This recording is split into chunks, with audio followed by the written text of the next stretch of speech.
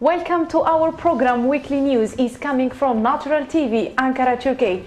As we know, presenting all the actualities during this week. So let's discover the first one. Welcome again, Weekly News today, presented by Aisha and Islam. Hello. Hello. How are you? Yeah, I'm fine. How are you? Great, I'm fine. Like that, as we see by the picture, Islam, we have the biggest polemic during this week is the martyr of the ex-president of Egypt. But as we know that Recep Tayyip Erdogan, he has a doubt about his death for one. For two, he blamed the Egyptian government. Do you have some details about it? Thank you, Miss Aisha, to give me this opportunity for this prestigious weekly news analysis program at Natural TV. It's really means huge for me. As you say, ask me about the things like the Morsi has died in a courtroom, and it's a really huge topic in current world politics, especially because the president, Recep Tayyip Erdogan, he said he was died and he is a martyr. Because he died not for normal reason, that he is sick or something like this. He said like the Erdogan's, the Turkish president said, as usually even also from a long time, Turkish president said, okay, the Egyptian current government, the dictator government, authoritarian government, led by Abdel Fattah al-Sisi. He actually occupied the government because the Morsi, he was the democratically elected president in Egyptian history, because after independence Egypt has only one democratically elected leader, and he was the President Morsi, and they really overthrown him by coup. And after coup, he was in prison for a long times, and within this time the Turkish president Recep Tayyip Erdogan said so many speeches in everywhere, in every corner, whatever inside Turkey or also outside in international conference. He said like what is doing by Egyptian current government is totally injustice towards, and the Western government like European Union or like US, they are not doing nothing, they are not telling nothing against this kind of injustice.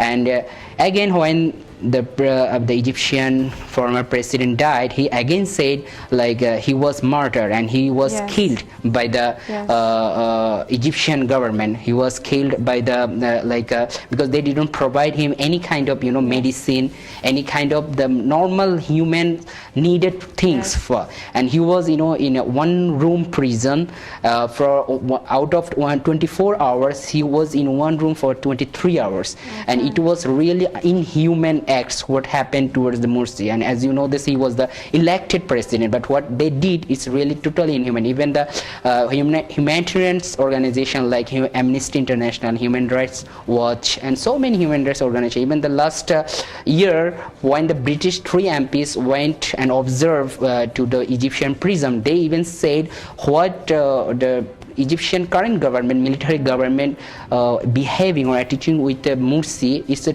totally inhuman acts and totally injustice, and they are not providing his normal medical treatment. Even his family within 3 years they only met with him for one times, and they don't know what is going on with him. Nobody knows actually. So it shows actually, even some people, some newspaper or some sources argued like this way, like he was poisonous slowly, and that was actually happened to died. Even also when he was unconscious in a courtroom, he was unconscious for 20 minutes. Nobody actually went to there and just take care of him, like what happened. And that's actually reason it shows the fact he was murdered and he was killed by the current government. And the Turkish president, he tried to actually say it, and he said actually he has a two observe. He once said like he's martyr because he worked for democracy and he died for the democracy. And on the other hand, he said like what Morsi died, it shows what is going on in the current world, the inhumanity and the injustice towards the democratically elected leader. But actually it has another effect too. Like Morsi, before the ex-president of Egypt, he was jailed before. It can affect his health too. Exactly, Yeah. that's what I also included. Like he was in a prison for a long time, and it's just simply even their inhuman injustice treatment Yes. with him. They didn't provide him his normal medical care He's because already 14, he is a yes. very older Yes, I'm talking about. man. I mean, and he needed some medical treatment, and their inhuman treatment, injustice through by the judge, through by their military governments, through not as usual security forces. So it's full of, I mean, full package of inhumanity towards him. So it shows like he was killed. He was killed by the current Egyptian government, or current Egyptian this authoritarian government led by Abdel Fattah al-Sisi. Thank you so much. Yeah, welcome.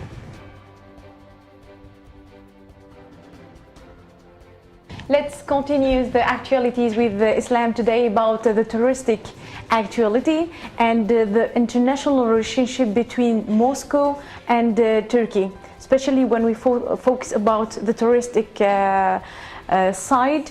Is it actually, I'm wondering about the advantages about this international ship. What can bring as advantages for Turkey this one? Thank you so much. As we say, the Turkey Russia, they are try to increase their mutual relationship based on tourism.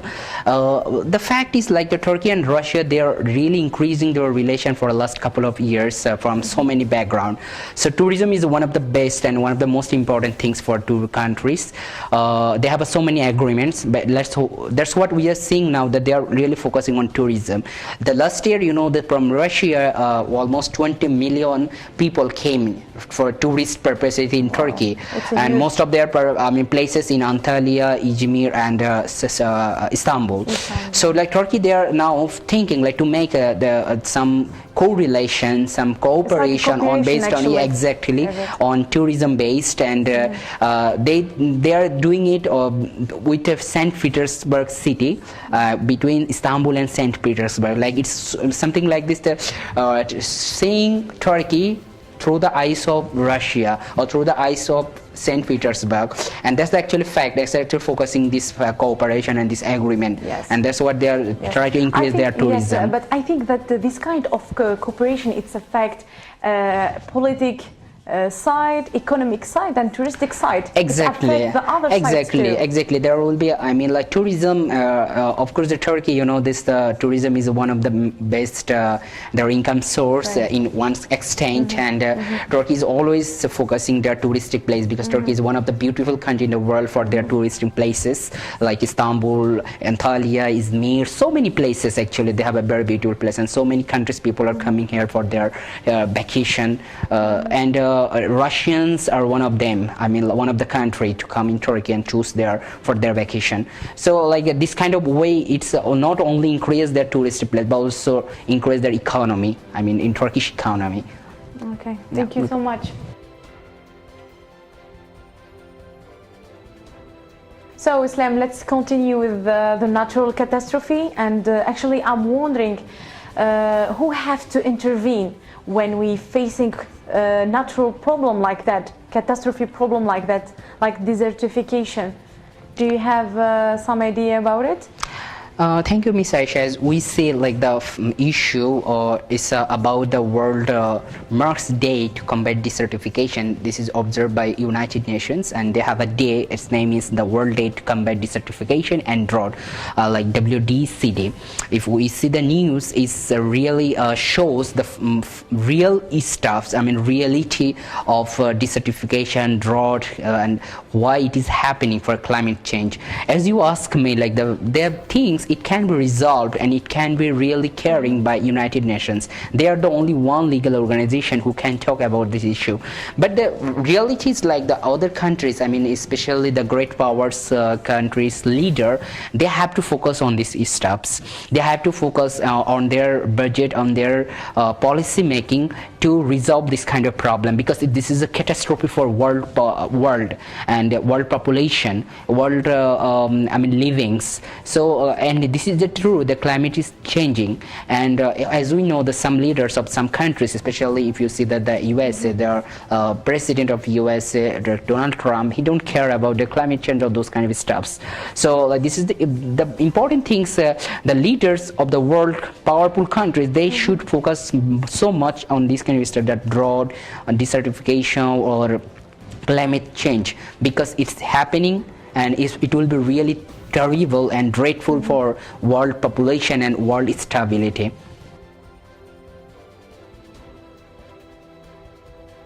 Actually, Islam, by this title, I want to put accent on the huge numbers, increasing number, about 75 irregular migrants in capital in Turkey. And I can't stop myself asking about what makes the people that take this risk actually. Is it only economic or economic politic? What makes them take this risk actually? Yeah, that's what you already mentioned. Like if we focus on the economic background of this kind of irregular migrants who are coming from other countries, yeah, of course the first priority for this kind of people, economy, because you know, they are coming here and they try to focus like some kind of other stuff like politics or political reason, like asylum. They demand asylum, like they have some problem politics. But the reality is that they came here for economic issue.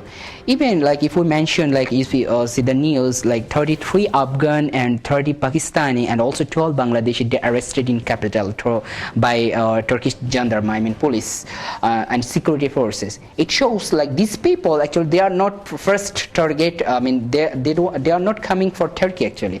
They came to Turkey to move to actually Europe.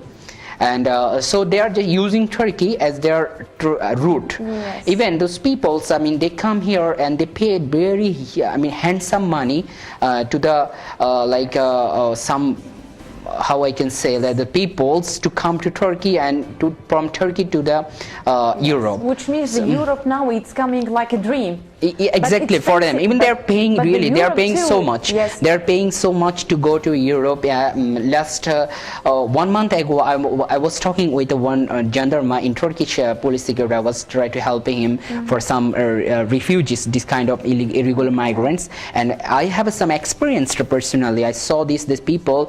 They are using Turkey as a route, and they are convinced that they can go to the Europe and they will live there very standard life, and they can do it, they can make it, whatever it is, illegal or legal, they don't care. So this is the actual fact, that irregular migrants, they are using Turkey as that route. Yes, thank you so much. Thank you so much for being with us, and thank you so much for your attention. Our journal today is finished. Salam.